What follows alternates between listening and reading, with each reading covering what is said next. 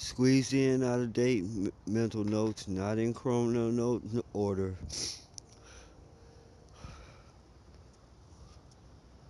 Addictions. Addictions control the user. I mean, they feel they have to have it. Now, if you have to have it and you're supposed to be doing something else, you cannot function until you get it. Now, in the workplace, coffee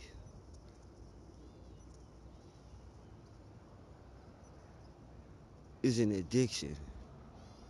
That 5 minutes that it takes to get a cup is company time, money that adds up. Okay? You do it 10 times, you do it 12 times, that's an hour you screwed the company out of. Well, not a coffee break, not lunch.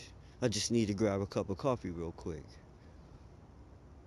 That's an hour, you do it 12 times. Okay?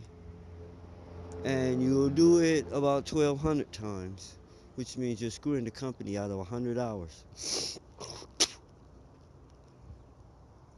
That's, you know, that's 2.5 work weeks. So there goes your vacation. You used it at the coffee machine. Now, if they came at you like that, you be in trouble. So you can't have anything that demands that someone do it because they already have an exception for that. It's called the bathroom. Okay? No matter what you're doing when you gotta go. And the company has to pay for it. They can't dock you for going to the bathroom. Coffee too? Oh no. The bathroom is a necessity. Coffee isn't. You just feel like that. It is addictive. It is better to drink tea or my favorite, get some hot water, drink some Tang. If you have respiratory problems, if you have a little bit of phlegm in the back of your throat where you just can't reach and you just keep coughing, this hot Tang will get it. You have to drink, you have to make it extra strong, and you have to make sure it gets to all the parts of your mouth and to the back of your throat. It also strips all that film and stuff away. You know, uh, um, this has to be replaced in police stations, especially. Coffee causes nerve damage and nerve stress. And a cop with a gun in his hand on coffee shaking equals I wasn't trying to pull the trigger. It just fired because he was shaking from coffee. Can't have coffee. You can't have something that undermines your abilities to perform your job. Can't have coffee. Got to get them off of coffee. I don't care if it takes a 12-step program. The hot Tang will do it. They will choose this over coffee any day. Like, what was I thinking all these years? They may not choose tea. Tea lacks any buoyancy. It lacks any. It's just like water with flavor in it, but you just not enough flavor, not enough of whatever it is. Okay, and so it doesn't take the place of coffee. Coffee seems filling, like something's in it. You know, well, this hot Tang will do that. Can't have nervous firemen. Okay, you can't. You just can't have that. The job's stressful enough. It will cause heart attacks, ulcers, all kinds of things in high stress jobs. Can't have it. It is not good in any workplace. It is a drug. You don't allow alcohol in the workplace. Okay? Some people feel they need that. Probably got a bottle in their desk, but it's banned. Okay? The coffee has to be banned. This is how you do it. Stop giving it for free. Stop providing coffee to the office. Now, if they want to get a thermos before they come to work, save it, take a swig on the break, or whatever. But providing drugs on the job is bad business. Keep talking about productivity. You keep talking about mistakes. I'm surrounded by idiots. We're gonna make a note on working, and we're gonna make notes on home and how to function in these places. What is the master way to move through your household unencumbered, all right, freely?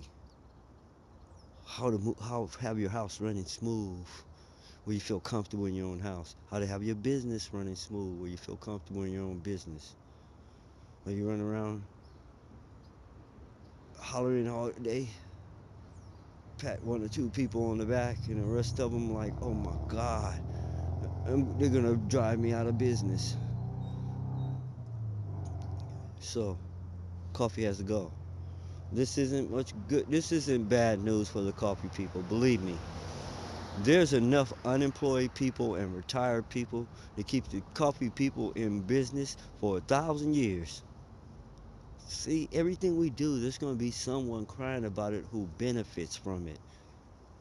Anything we put up that's negative or bad, someone is making money off of it. You can believe me. So we can't worry about who has a problem with it. The only thing is, there's still that one problem out there, mental illness.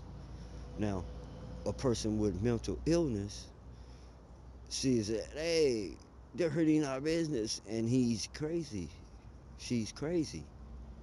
They might even put a contract out on you about business because they're insane. So have to watch out for that. Every note, someone wants to hire somebody to kill you. Everything, every problem you fix, someone wants to kill you for it. The neighborhood kids are going through a hole in the fence on your property. You fix the fence, they want to kill you. They keep tearing that back hole in front, and if you go up and say something to them about it, they might try to kill you because they're insane. So you have to watch out for that. You can feel any way you want to, with those noble feelings of no one should have a problem. You better take should out of there. No one should have a problem with this. It's the right thing. This is not a should world. Does this world look like it's the way it should be? Does anything look like the way it should be? Man, if anything, it's the opposite. So you have to enforce should, okay? You can't expect should. You don't even deal with should. It doesn't matter, okay? You're the boss. It's your property, it's your city, it's your agency, it's your team. Who in their right mind are going to give athletes coffee? If you're doing that out there anywhere, that's why you guys lost. That's why you lost. My game was just off. I don't know what it was. Saw that coffee chug a lug down. On that cold day they went out to play. And all the coffee during training. Believe me. I say the hot tang, but man, the natural fruit juice at room temperature is the only thing that's going to beat water. Because here's what happens when you pour hot coffee in your stomach. Okay? Take something the same texture as your stomach. Anything, piece of bacon. Pour coffee on it, hot coffee on it, and watch it curl up, and watch it boil, and watch it become done as it sit in that cup of hot coffee. You keep it hot for 15 minutes, it's done. Okay? You keep it boiling for 5, it's done. So you're boiling your insides, your stomach, your intestinal tracts, and you're sending boiling hot blood to every part of your body, including your brain. Your brain really needs boiling hot blood, right? And that's really doing your heart some good. Boiling hot blood cooks your heart. Now you're subject to heart failure. Are you getting it? While your kidneys are failing and your heart is failing, you're boiling them from the inside and outside. When you sit in a hot tub, you're boiling them from the outside, your intestines. When you drink hot stuff, you're boiling them from the inside. When you eat really hot stuff and don't let it cool down, you are baking them. See, those quacks can tell you they don't know what's wrong with you and why this happened. I'm not the quacks. I'm telling you why you have an organ failure and these problems. I can give you the long list. But you're going to probably have to wait for the 2020 report unless you got really big, deep pockets, okay? Because this stuff is going for arms dealer money. You can probably imagine that, okay? You find another cure for sanity. You find a place where there's an answer for everything. This is not supposed to exist, but it appears to exist. It's not really true. It's not an answer for everything because we're not even wise enough to know to ask all the questions. How can we have all the answers?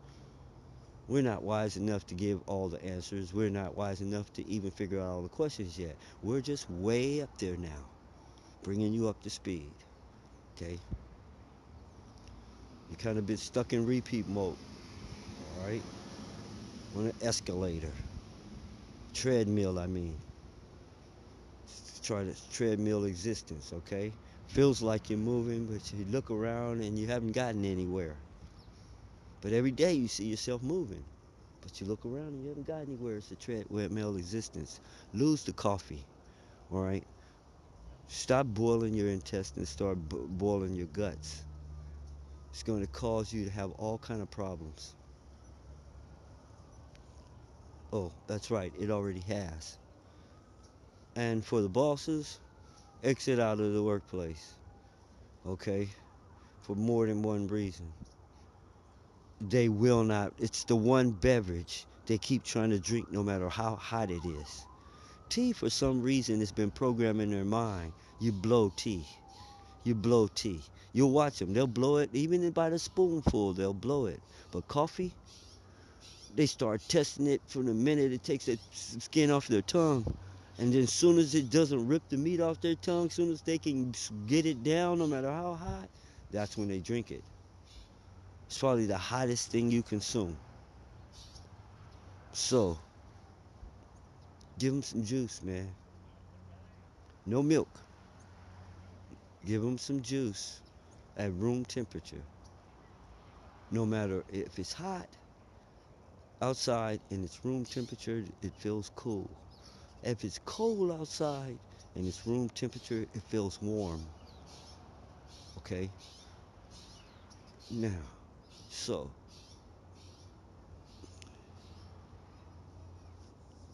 stop boiling your insides. Stop giving drugs to your people that make them nervous. You really want shaky people. That's the bottom line. They can justify it any way they want. I can't live without my coffee. Yeah, well, heroin, I just can't live without the heroin. But we're not hiring them this week. You know, we're not employing drug addicts this week. Yeah, well, he's a drug addict. Look at all the pills he's taking. Boom, boom, boom, boom, boom, boom. Okay, maybe he is. If he's taking some kind of drug that makes him not able to perform his job, that affects his job, then he's out of here. And he's going to be really glad you pointed him out. Trying to distract attention from yourself, divert attention from you. You throw him on the fire. That's a common move. The coffee is going. You want coffee? Do it before and after work. Just like everything else. You want to smoke marijuana? Do it before and after work. We don't even want you here after you've consumed coffee. We don't want you here high after you smoke some weed and you don't have any peripheral vision and you have the munchies. Do you understand what I'm saying? You're not working if you're snacking, and if you're snacking, when you're crunching things, you can't hear good. When you're eating, your hands is messy, so you're not doing any paperwork. And I know you're not putting chips in our equipment. I know you're not putting chip crumbs in our computers. So you can't be smoking weed. You can't be getting high before work. May feels good, may work for you, doesn't work in the workplace, doesn't work with the team. Okay? You can appreciate things more if you save them till after work. Because no telling what you might be coming home to things that aren't all just the way you planned it. If you save your good things for when you come home, it counters anything you find when you come home. The kids got kicked out of school or whatever. Hey, I got my joy. I got my coffee. I've been waiting all day for this. And I still feel good. My wife's in, but I still feel good because I got my good things lined up back when I hit the door. Okay? To counter the bad things you guys are gonna hit me with when I get home. Save the coffee. If you really love it that much, save it for the punchline. This isn't to be mean. This is to keep you from being replaced by a robot. End of story.